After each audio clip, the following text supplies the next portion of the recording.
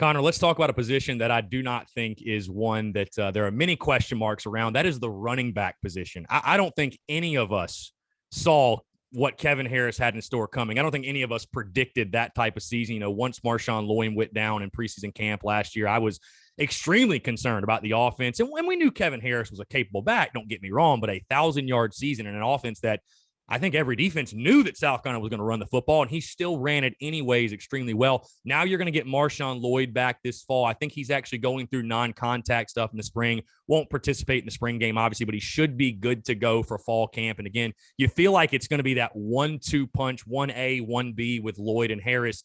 How good do you think this running back tandem could be when you compare it to the other tandems in the SEC? Now, this is a fascinating question for me because a lot of people. I know a lot of South Carolina fans give you crap. I think a lot of South Carolina fans come after you guys a little bit. I bang the drum for Kevin Harris, and I'll continue to do that. He's a member of my all bang the drum team. Don't get it twisted.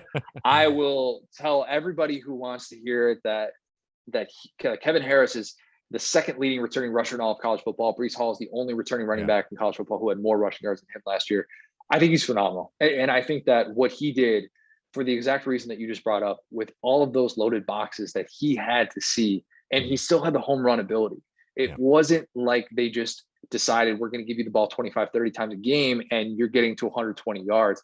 I thought right when I saw what he did against Florida, that was the moment when I realized this kid is better than we've been giving him credit for. And he's more than capable of doing the job this year, which obviously South Carolina and having those good running backs, that has been so few and far between. It was during the latter half of the decade, especially. So I can't wait to see what this looks like. I think that Kevin Harris, if he's not first team all SEC running back coming into the season, despite the fact that the conference is loaded, and I mean loaded at good tailbacks this year, I think that would be a mistake. I think that he will get that honor. It will probably be him, Isaiah Spiller, Tank Bigsby as considered kind of the top three guys in the conference. But the good news, if you're Marshawn Lloyd, you don't necessarily have that same sort of pressure that you would have had last year.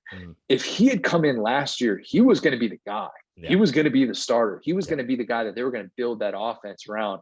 Make no mistake about it. So you get to enter this situation where you get to kind of get your feet wet a little bit, and it might be frustrating at times, especially if Kevin Harris continues to look like what he did last year. But I actually think that can be beneficial in the long term for a guy like that. You look at a guy like Najee Harris, who really had to wait his turn.